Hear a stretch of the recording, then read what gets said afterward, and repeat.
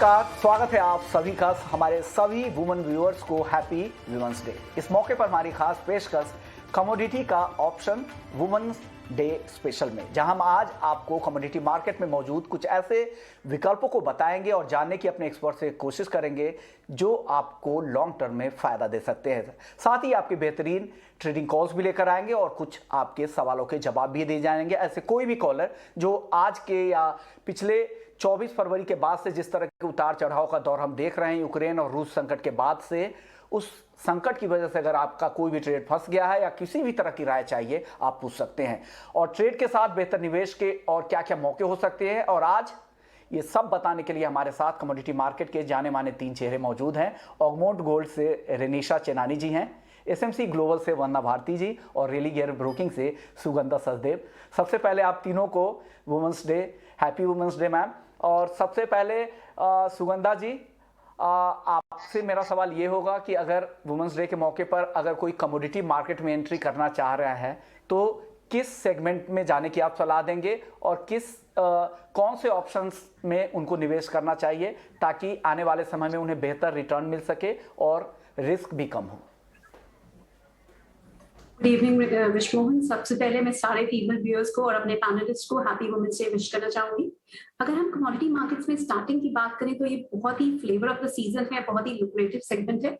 अभी तक अगर हम देखें, इंडिया में ट्रेडिशनली स्टॉक्स और डेट में इन्वेस्टमेंट की जाती है, और जो हमारे फीमेल इन्वेस्टर्स है वो स्पेशली पीपीएफ में या सेविंग्स अकाउंट में या एफडीज में इन्वेस्ट करते रहे।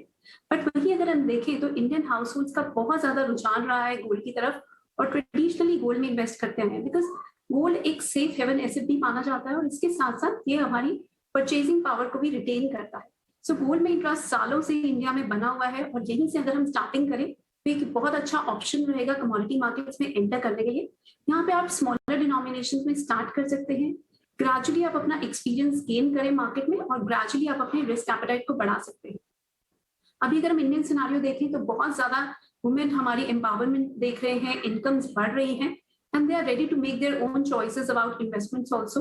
उनके clear goals हैं, defined goals हैं, और उन्हीं goals के चलते they want to diversify their portfolio. और अभी अगर हम देखें तो commodities में हमें बहुत ज्यादा strong returns आते हुए देखे हैं, स्पेशली अगर हम देखें तो क्रूड ऑयल के प्राइसेस में और बेस मेटल्स के प्राइसेस में स्टेलर गेन्स देखने को मिले हैं। बट मैं भी मेंटेन करूंगी कि स्टार्टिंग पॉइंट अगर हो तो वो गोल्ड और सिल्वर में स्टार्ट किया जा सकता है, बिकॉज इसको इंडियन वुमेन अच्छे से समझते हैं। Apart from the physical gold जहाँ पे इंडियन वुमेन ऑलरेडी काफी ज्यादा इन्वेस्टमेंट करती आई हैं, we can also look at gold financial instruments in the form of gold ETF, gold bonds, gold mutual funds, और इसके साथ साथ गोल्ड डेरिवेटिव कॉन्ट्रैक्ट्स में भी बाइंग की जा सकती है। गोल्ड डेरिवेटिव कॉन्ट्रैक्ट्स की बात करें तो यहाँ पर आपको फुल वैल्यू नहीं देनी होती है, यू जस्ट हैव टू पे अ मार्जिन मनी, और बहुत सारे वेरिएंट्स अवेलेबल हैं, beat from gold petal, gold guinea, gold mini and gold mega gold. So बहुत सारे अलग अलग रिस्क एपेटाइट के लिए प्रोडक्ट्स केटर करते हैं। आपका जो भी इन्वेस्टमेंट होराइजन है या आपका रिस्क एपेटाइट की पोटेंशियल है, उसकी अकॉर्डिंगली आप गोल्ड में इन्वेस्ट कर सकते हैं। मेरी एडवाइस रहेगी कि आप अपने पोर्टफोलियो का एटलीस्ट 15% गोल्ड में एलोकेट कर सकते हैं, एंड एडिशनल 5% आप सिल्वर में एलोकेट कर सकते हैं। सिल्वर में भी अब ईटीएफ्स अवेलेबल हैं, इसके साथ साथ silver micro, silver mini and silver mega contracts available हैं on the exchange platform. So gradually start करें, मार्केट का नॉलेज समझें। और अगर हम गोल्ड सिल्वर की बात करें तो बेसिकली मैक्रो इकोनॉमिक फैक्टर्स हैं जो गोल्ड एंड सिल्वर के प्राइसेस को गवर्न करते हैं। सो इन मैक्रो इकोनॉमिक फैक्टर्स को समझना थोड़ा सा जरूरी है। इनमें से अगर हम स्पेशली बात करें तो जो कोई भी अगर जियोपॉलिटिकल क्राइसिस हो या डॉलर इंडेक्स की मूवमेंट हो और interest rate decision by the central banks, ये सारे फैक्टर्स बहुत इंपॉर्टेंट रहते हैं जो गोल्ड एंड सिल्वर के प्राइसेस को ड्राइव करते हैं। So gaining an understanding about these would be the starting point to enter in the commodity markets. Okay, तो आपके लिए ये सलाह सुगंधा जी की तरफ से। वंदना जी, अब आप इंटरनेशनल वुमेन्स डे के मौके पर अगर कोई महिला चाह रही कि कमोडिटी मार्केट के जरिए पैसे बनाए, यहाँ इन्वेस्टमेंट का मौका देखे, तो आप क्या सलाह देंगी? कौन से इंस्ट्रूमेंट्स ऐसे हैं जो उनको कम रिस्क में बेहतर रिटर्न देने की काबिलियत रखते हैं और किसके साथ जाना चाहिए उन्हें? जी विश्वमोहन जी, काफ़ी इम्पोर्टेंट सवाल है, काफ़ी अच्छे से सुगंधा ने इसे समझाया है। बस मैं कुछ चीज़ें इसमें ऐड करना चाहूँगी विश्वमोहन जी। पहले हमारे पास विकल्प बहुत कम होते थे, तो शायद मेरे लिए टफ क्वेश्चन होता। लेकिन अब जबकि हमारे पास यहाँ पे इंडेक्स में ट्रेडिंग अवेलेबल है, ऑप्शंस हैं यहाँ पे, तो मेरे ख्याल से जब कमोडिटी की बात आती है, तो इन्वेस्टर थोड़े से रिलक्टेंट होते हैं। पहला उनका आता है कि बहुत सारा खर्चा, दूसरा आता है कि फिज़िकल डिलीवरी। तो दोनों ही चीज़ें यहाँ पे इस टूल में नहीं है यहाँ पे।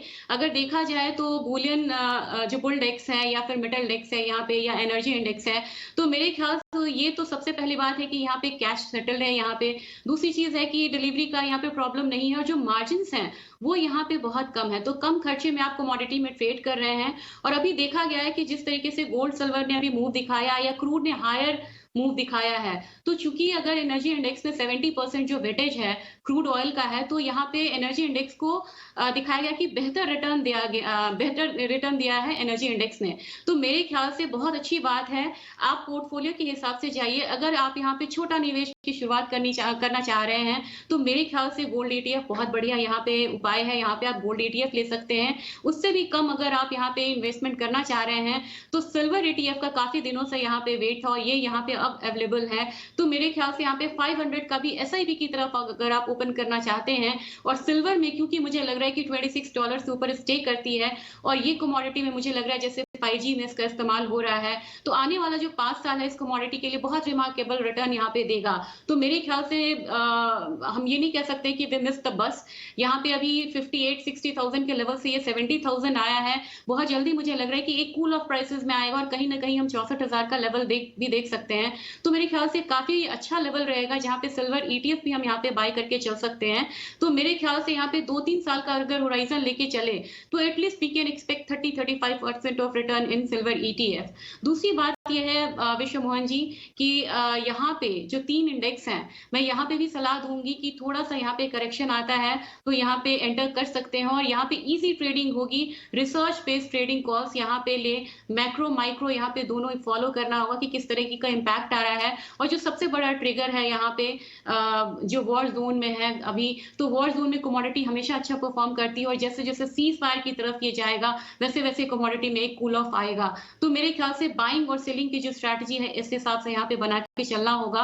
और जब हम कमोडिटी ट्रैक कर रहे हैं तो मेरे ख्याल से एक चीज को यहाँ पे जो सप्लाई साइड है इसको भी देखना होगा और साथ साथ में हमें डॉलर इंडेक्स को भी यहाँ पे ट्रैक करना होगा। अभी फिलहाल डॉलर इंडेक्स जो है एक साथ ट्रेड कर रहा है, लेकिन मुझे लग रहा है कि अगर 100 से ऊपर यहाँ पे स्टे होता है डॉलर इंडेक्स और यहाँ पे इंटरेस्ट रेट बढ़ते हैं, तो हो सकता है कि थोड़े दिन बाद हम एक स्लगिश मूवमेंट जो है वो कमोडिटी में आता हुआ देख सकते हैं। लेकिन ओवरऑल मुझे लग रहा है 2022 के लिए जो भी करेक्शंस यहाँ पे आ रहे हैं कमोडिटी में, ये एक बाइंग अपॉर्चुनिटी देगा, चाहे वो बुलियन हो, चाहे वो बेस मेटल्स हो या एनर्जी हो। इनफैक्ट एग्री में भी मुझे बहुत बढ़िया लग रहा है विश्व मोहन जी। और एक चीज मैं यहाँ पे कहना चाहूंगी, जब भी इकोनॉमिक सेंटिमेंट्स फ्रेजाइल होते हैं, करेंसी से हमारा कॉन्फिडेंस जाता है। हमने देखा कि रूबल में क्या हुआ, INR में भी यहाँ पे एक मूवमेंट आने वाली है, फ्यूल प्राइस हाइक का भी एक मूवमेंट इम्पैक्ट आएगा। 79 एक्सपेक्टेड है मुझे INR में। अगर 79 INR आता है तो हमारा जो MCX गोल्ड है एज कंपेयर टू कॉमिक्स वो प्रीमियम पे ट्रेड करेगा। तो मेरे ख्याल से we can target 56,000 58,000 in 2022 for gold.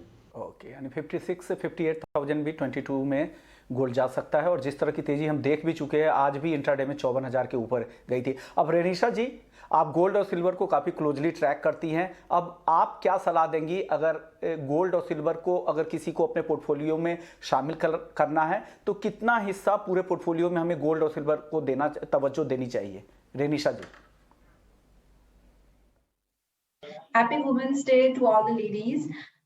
सो मेरी तरफ से ये सलाह रहेगी कि अगर आप अपना एक तरह का पोर्टफोलियो बनाते हैं जहाँ पे इन्वेस्टमेंट्स करते हैं, तो I would say around 20% of your portfolio should be in gold and silver. And उससे आप किसी भी तरह से डिस्ट्रीब्यूट कर सकते हैं कि 10 to 15% गोल्ड में रखिए और 5-2% सिल्वर में रखिए, that is the ideal one.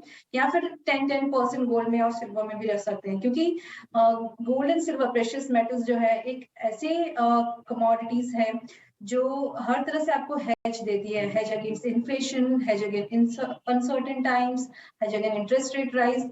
जो भी प्रॉब्लम्स होती है दुनिया भर में उसके जब नेगेटिव परफॉर्मेंस होता है इक्विटीज में, रियल एस्टेट में, तो हमने देखा है प्रेशियस मेटल्स जो है हमेशा आउट परफॉर्म करते हैं। और जो अभी करंट पीरियड है उससे भी आप देख सकते हैं कि काफी अच्छा गेन्स देखे हमने गोल्ड एंड सिल्वर में। ऑलमोस्ट 10% जितना राइज देखा गया है 2022 में, after lacklustre performance in 2021। So all in all हर साल हम देखते हैं कि गोल्ड एंड सिल्वर का अच्छा परफॉर्मेंस रहता है। और अगर आप हिस्टोरिकल रिटर्न्स की बात करें तो 5 इयर्स रिटर्न्स या 10 इयर्स का एवरेज रिटर्न अगर देखेंगे तो 9 से 10% रिटर्न तो आपको गोल्ड एंड सिल्वर में मिलता ही है, एवरेज CAGR रिटर्न्स। तो लॉन्ग टर्म के लिए आपको इन्वेस्टमेंट करना चाहिए गोल्ड में, और उसके लिए कई तरीके हैं। जैसे आप डिजिटल गोल्ड में खरीद कर सकते हैं, ज्वेलरी खरीद सकते हैं, कॉइन्स खरीद सकते हैं, बार्स खरीद सकते हैं, ETFs खरीद सकते हैं, और सॉवरेन गोल्ड बॉन्ड्स खरीद सकते हैं, गोल्ड फ्यूचर्स में इन्वेस्ट कर सकते हैं। कई तरीके मौजूद हैं।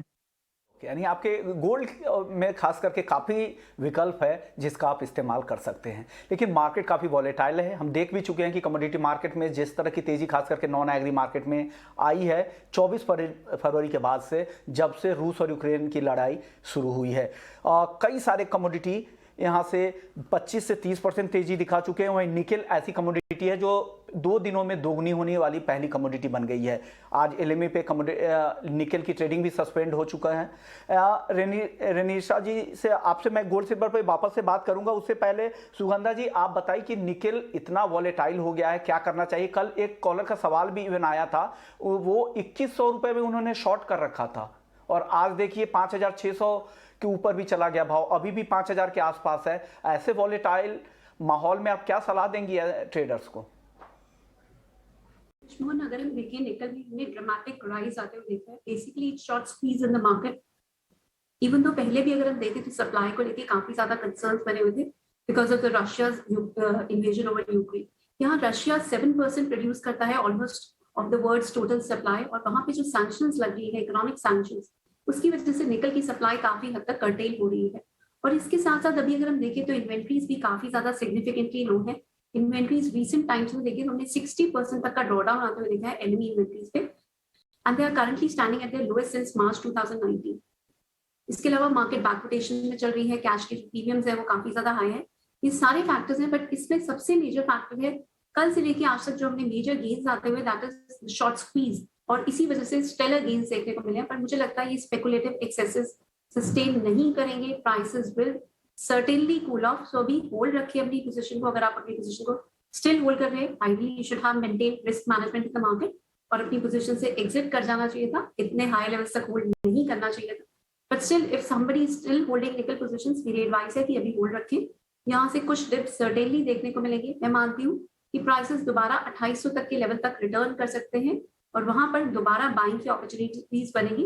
बट बेस्ट रहेगा जो भी निकल में शॉर्ट पोजीशंस है उसको क्विकली एग्जिट किया जाए, बिकॉज ट्रेंड अभी भी लार्जली पॉजिटिव ही रहेगा। ओके, यानी जिस तरह का वॉलेटाइल माहौल है, ऐसे में अगर आपकी रिस्क एपेटाइट नहीं है तो दूर रहें, मार्केट स्टेबल होने दे। किसी भी तरह का स्विंग मूवमेंट आपको यहाँ पर देखने को मिल सकता है। वंदना जी, एक कॉलर अभी सवाल भेज रहे हैं, ये जानना चाह रहे हैं कि गोल्ड और कॉपर इनकी लॉन्ग पोजीशन फंसी हुई है, क्या करें? ऐसे माहौल में हम ज़्यादा से ज़्यादा दर्शकों के सवाल लेना चाह रहे हैं। ये पूछ रहे हैं कि 53,800 रुपये में गोल्ड लॉन्ग कर रखा है और 849 रुपये पे कॉपर लॉन्ग कर रखा है। अब बताइए ये क्या करें अब यहाँ से? विश्वमोहन जी, सबसे बड़ी बात है कि इनको पोजीशन को कैरी नहीं करना चाहिए। कोशिश करनी चाहिए कि ऐसे माहौल में पोजीशन को कैरी ना करें। स्टॉप लॉस यहाँ पे जरूर लगाएं। गोल्ड में मुझे लग रहा है कि इवनिंग में प्राइसेस जो है वो थोड़े हायर साइड आ सकते हैं। 53,800 आपने कहा है नियर है ये, और 200-400 रुपए की जो मूवमेंट है वो इजीली यहाँ पे आ रही है। अभी मुझे लग रहा है कि इवनिंग ट्रेडिंग सेशन में गोल्ड में एक बार हो सकता है कि हम 53,800 इसका रेजिस्टेंस है एक्चुअली ये, तो मेरे ख्याल से इसको क्रॉस भी कर सकता है और 53,850 870 तक के भी लेवल्स आ सकते हैं। वहां पे आप पोजीशन को बुक करें, छोटा सा प्रॉफिट ले या बिल्कुल कॉस्ट टू कॉस्ट निकलने की यहाँ पे कोशिश करें। अब रही बात कॉपर की, तो कॉपर में मुझे लग रहा है कि मॉर्निंग में हम लोगों ने देखा था एक करेक्शन यहाँ पे आते हुए, तो करेक्शन आया, फिर से यहाँ पे एक बाइंग आ रही है, तो बायर सेलर्स यहाँ दोनों को मौका मिल रहा है, लेकिन जो मेजर ट्रेंड है वो थोड़ा यहाँ पे अपसाइड का है। कॉपर की बात करूं तो मुझे लग रहा है कि एक मूव यहाँ पे कॉपर में हम आता हुआ देख सकते हैं। 854 तक के जो मूव है वो यहाँ पे आता हुआ देख सकते हैं, लेकिन निकल में जिस तरीके से एलएमई में ट्रेडिंग हॉल्ट हुआ है उसका एक सेंटिमेंट्स जो है वो यहाँ पे बेस मेटल में भी देखने को मिला है, एमसीएक्स में। तो मेरे ख्याल से इन्हें भी कॉस्ट टू कॉस्ट एक बार निकलना चाहिए, और प्राइसेस मुझे लग रहा है कि जब तक थोड़ा सा करीब 10% के करीब भी कूल ऑफ नहीं होता है तब तक बाइंग पोजीशन हायर लेवल्स पे ना बनाएं और उसको होल्ड ना करें। तो मेरे ख्याल से अगर आपको बाइंग करनी भी है, मोमेंटम बाइंग आप कर सकते हैं, इंट्राडे में बाइंग किया, प्रॉफिट बुक किया, निकला, उसको आपको यहाँ पे कैरी फॉरवर्ड करके नहीं चलना चाहिए। तो दोनों ही कमोडिटी में मुझे लग रहा है कि इनका जो बाइंग लेवल है वो यहाँ पे आ सकता है, लेकिन क्विकली वहां पे निकलना भी होगा इन्हें। अगर कॉपर के लिए मैं एक स्टॉप लॉस बताना चाहूंगी, अगर 842 से नीचे ये जाता है तो मेरे ख्याल से थोड़ा सा जो सेलिंग है वो डीप हो सकता है, तो 842 का एक स्टॉप लॉस लगा के चले।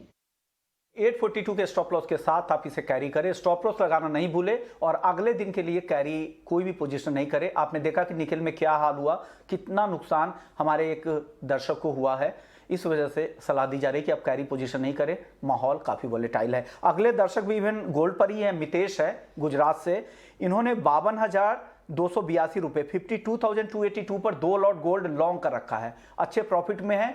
सुगंधा जी क्या सलाह देंगे इनको?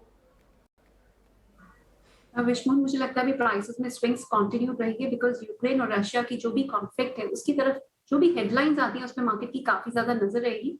इसके साथ साथ इस वीक यूएस का सीपीआई डेटा रिलीज होने वाला है, जहां ये एक्सपेक्टेशंस हैं यूएस का सीपीआई में फर्दर राइज देखने को मिलेगा at levels of around 7.9%। Inflation generally gold के लिए पॉजिटिव रहता है, बट स्टिल मुझे लगता है प्राइसेस ऑलरेडी बढ़ चुके हैं, सो स्लाइट कूल ऑफ देखने को मिल सकता है। मेरी एडवाइस रहेगी, अगर आप बाइंग में हैं, अभी अच्छा प्रॉफिट हो रहा है 54,000 के आसपास, अपने प्रॉफिट को बुक करें। दोबारा से डिप्स मिलेंगे प्राइसेस में टुवर्ड्स लेवल ऑफ अराउंड 52,500 से 52,000, दोबारा से बाइंग कर सकते हैं। सो अभी बेटर रहेगा स्लाइट हायर लेवल्स पे प्रॉफिट बुक करके मार्केट से एग्जिट करें। सुगंधा जी, आपके लिए एक दर्शक सवाल पूछ रहे हैं, क्रिश हैं दिल्ली से, कॉपर का आउटलुक जानना चाह रहे हैं, क्या करना चाहिए? ये कारोबारी है, कॉपर कारोबार से जुड़े हुए हैं, हेजिंग के लिए इसका इस्तेमाल करते हैं, अब जानना चाह रहे थे कि क्या करें कॉपर में। Vishwamohan, is this question for me? हाँ, आपके लिए ही सवाल है सुगंधा जी, कॉपर का आउटलुक जानना चाह रहे हैं। सी कॉपर का आउटलुक देखें तो ओवरऑल पॉजिटिव रहेगा अभी, बट मुझे लगता है prices as I maintain, prices में स्विंग देखने को मिलेंगे।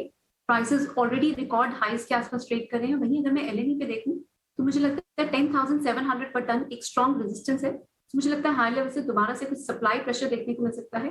कल के सेशन में भी हमने प्राइसेस में स्लाइट ईजिंग ऑफ आते हुए देखा, और अभी मुझे लगता है प्राइसेस दोबारा से एक बार कूल ऑफ होंगे towards first levels of around 820, and then अगर वो लेवल भी ब्रेक हो जाता है तो 780 तक का डिप देखने को मिल सकता है। सो 780 के लेवल्स पर दोबारा से लॉन्ग पोजीशंस इनिशिएट की जा सकती है। सो अभी वेट करें, कॉपर में अभी एंट्री लेने की एडवाइस नहीं रहेगी। On the long side momentum trade जरूर बनेंगे मार्केट में, पर अगर आपका स्लाइटली पोजिशनल पर्सपेक्टिव है और हेजिंग करना चाहते हैं, स्लाइट वेट करें। 780 would be the right level to again enter into copper position. Outlook अभी भी पॉजिटिव रहेगा, कॉपर की इन्वेंटरीज काफी डिक्लाइन हो रही है, और इलेक्ट्रिक व्हीकल सेगमेंट से कॉपर की डिमांड आने वाले टाइम में काफी ज्यादा बढ़ने के चांसेस है। इसके साथ साथ रशिया और यूक्रेन की टेंशन की वजह से रशिया से भी सप्लाई काफी हद तक हर्ट हो रही है। Russia almost 4% of global copper output produce करता है। तो ये सारे फैक्टर्स काफी फेवरेबल है कॉपर के प्राइसेस के लिए, बट यहाँ से प्राइसेस स्लाइटली करेक्टिव मोड में आएंगे और 780 तक का डिप ले सकते हैं। ओके, चलिए अगले दर्शक हैं हरीश हैं राजस्थान से, इन्होंने ऑप्शन के जरिए ट्रेड किया है, 9,000 स्ट्राइक क्रूड की कॉल खरीद रखी है और 9,900 क्रूड स्ट्राइक की कॉल को बेच भी रखा है। वंदना जी, क्या करना चाहिए इन्हें? मुझे लग रहा है कि इन्होंने काफी मतलब वो लिया है, 9,000 का इन्होंने एक बेस लिया है। वो कॉल मुझे लग रहा है कि अब इन्हें प्रॉफिटेबल होगा, एक बार इन्हें एग्जिट भी यहाँ से करना होगा, प्रॉफिट बुक करना होगा। और क्रूड में अभी इतने जल्दी बोलना कि यहाँ से कॉल को होल्ड करिए, मुझे लग रहा है कि सेफली यहाँ पे कॉल बुक करना चाहिए, इन्हें प्रॉफिट बुक करनी चाहिए। और 10,500 तक इनफैक्ट प्राइसेस आने के चांसेस हैं, लेकिन वहाँ पे लिक्विडिटी का अगर थोड़ा सा इशू आता है तो मेरे ख्याल से वहाँ पे ट्रेड नहीं कर पाएंगे। और 9600 का मुझे लग रहा है कि ऑप्शन यहाँ पे लिक्विड है। तो मेरे ख्याल से आप इस ट्रेड से प्रॉफिट बुक करके निकल सकते हैं, और अगर फ्रेश आपको करना है तो फिर से आप 9200 का यहाँ पे कॉल खरीदिए, और 9600 9800 मुझे एक लग रहा है कि थोड़ा सा यहाँ पे रेजिस्टेंस जोन बनेगा, तो 9600 का कॉल आप यहाँ पे सेल करके चल सकते हैं। 9200 का कॉल यहाँ पे बाई करना है, और 9600 ऊपर से आपको कॉल जो है वो सेल करना है। तो मेरे ख्याल से ये बुल कॉल स्ट्रैटेजी जो है ये आपको प्रॉफिटेबल हो सकती है, क्योंकि अब लग रहा है कि क्रूड एक रेंज में ट्रेड कर सकता है। ओके, चलिए अगले दर्शक है हरीश हैं कोटा से। लेड या एल्युमिनियम कहाँ ट्रेड करें? सुगंधा जी, लेड या एल्युमिनियम कौन सा बेहतर ट्रेड होगा अभी? विश्वमोहन, मुझे लगता है एल्युमिनियम में स्लाइट कूलिंग ऑफ देखने को मिल रही है। तो एल्युमिनियम में अगर प्राइसेस 275 के आसपास आते हैं तो सर्टेनली वहां पे बाइंग की जा सकती है। अभी स्लाइट वेट करें तो मुझे लगता है एल्युमिनियम में हमने ऑलरेडी काफी अच्छा मोमेंटम देखा है। अभी ये जो एक करेक्टिव रैली देखने को मिली है, ये बहुत अच्छी अपॉर्चुनिटी रहेगी to again ride the up trend. So 275 तक वेट करें। 275 पे एल्युमिनियम में लॉन्ग पोजीशंस इनिशिएट कर सकते हैं। स्टॉप लॉसेस रहेंगे 268, और हाई साइड में हमारे टारगेट्स रहेंगे 310 first, then 322 as well in coming days. That may be buying की जा सकती है, but if I have to pick one of them, I would prefer to go for aluminum. चलिए अगले दर्शक है पवन है हिसार से। 4 से 6 महीने के लिए ये ग्वार हाजिर में खरीदना चाह रहे हैं, जानना चाह रहे हैं कि ग्वार सीड का क्या लक्ष्य होगा। वंदना जी, क्या सलाह देंगी आप? विश्वान जी, क्लियरली यहाँ पे 5 इयर्स लो पे प्रोडक्शन है, और यहाँ पे आपको क्रूड जिस तरीके से हायर साइड ट्रेड कर रहा है, अब मुझे लग रहा है कि रिग काउंट्स भी बढ़ेंगे, और जो ये फॉसिल फ्यूल को अब प्रोडक्शन बढ़ाया जाएगा तो इसका इम्पैक्ट यहाँ पे ग्वार में देखने को मिलेगा। ग्वार का जो एक्सपोर्ट है वो यहाँ पे मुझे लग रहा है कि बढ़ सकता है, तो मेरे ख्याल से ये ग्वारिक्स में भी बाई कर सकते हैं। और इनफैक्ट मुझे लग रहा है कि ग्वार सीड में अगर ये बाई करके चले अप्रैल वाला कॉन्ट्रैक्ट, तो मुझे लग रहा है आने वाले टाइम में 6600 तक का जो प्राइसेस है वो देखने को मिलेगा। तो जिसके डेरिवेटिव्स हैं उसका डिमांड भी है, और क्रूड में जो हायर साइड है डेफिनेटली इसे अपसाइड देगा। तो अगर इनके पास, अगर इन्होंने फ्यूचर्स लिए हैं उसको भी यहाँ पे होल्ड करके चल सकते हैं। अगर फिजिकल में इनके पास स्टॉक्स है तब तो मैं इन्हें 6600 से लेके 6800 तक का प्राइस आने तक होल्ड करने की सलाह दूंगी। तो ये भी है। अगले दर्शक है राकेश सिंघल है मेरठ से। कॉटन का आउटलुक जानना चाह रहे थे। वंदना जी, क्या आउटलुक है कॉटन का? कॉटन में इनफैक्ट वर्ल्ड वाइड यहाँ पे विश्वमोहन जी जो स्टॉक है वो यहाँ पे कम है, और सप्लाई में इंडियन जो पैरिटी है वही यहाँ पे सबसे ज्यादा कॉम्पिटिटिव है। और अभी जब अब यहाँ पे INR थोड़ा सा डिप्रिशिएट होता है तो इम्पैक्ट आ सकता है यहाँ पे। मेरे ख्याल से कॉटन में हर डिप पे बाइंग आ रही है यहाँ पे, और 35,000 से नीचे यहाँ पे कॉटन को नहीं जाना चाहिए। 35,500 तक का जो लेवल है वो काफी बढ़िया लेवल है, जहाँ पे कि एक मिड टर्म के लिए बाई किया जा सकता है। लेकिन अगर शॉर्ट टर्म बाइंग है तो मेरे ख्याल से अगर शॉर्ट टर्म इन्हें बाई करना है तो एक डिप इन्हें मिलेगा 36,600 से 36,500 का, वहां पे सर आप बाइंग करें। ओवरऑल मुझे लग रहा है कि इस बार कॉटन प्राइसेस फिर से 38,500 तक जा सकते हैं। तो हर डिप पे यहाँ पे बाइंग की सलाह रहेगी, कॉटन हो या कपास हो या फिर कॉटन ऑयल सीड केक हो। ओके, चलिए अगले दर्शक योगेश जी का दोबारा सवाल आया है। ये जानना चाह रहे हैं कि नेचुरल गैस और निकेल में क्या लग रहा है, क्या करना चाहिए? सुगंधा जी, क्या सलाह देंगी? विश्वमोहन, अगर नेचुरल गैस की बात करें तो काफी मुझे लुक्रेटिव नजर आ रही है। रशिया ऑलमोस्ट 40% यूरोप को नेचुरल गैस सप्लाई करता है, और अगर हम वर्ल्ड की टोटल सप्लाई देखें तो almost 17%, which is at currently at risk, because Russia पे काफी ज्यादा इकोनॉमिक सैंक्शंस लग रही हैं, और इवन यूएस प्लान कर रहा है to put sanctions on Russian energy exports as well. अगर ये एनर्जी एक्सपोर्ट्स पे सैंक्शंस लग जाती हैं तो नेचुरल गैस की सप्लाई काफी ज्यादा हर्ट हो सकती है, which can be a very positive trigger for natural gas prices. अगर हम टेक्निकली भी बात करें तो 350 का लेवल एक बहुत स्ट्रॉन्ग सपोर्ट एरिया है, तो मुझे लगता है नेचुरल गैस में 350 के लेवल्स पर लॉन्ग पोजीशन से इनिशिएट कर सकते हैं। स्टॉप लॉसेस रहेंगे 327 on the down side. High side में हमारे फर्स्ट टारगेट्स रहेंगे 385, और आने वाले दिनों में 410 तक के लेवल्स देखने को मिल सकते हैं।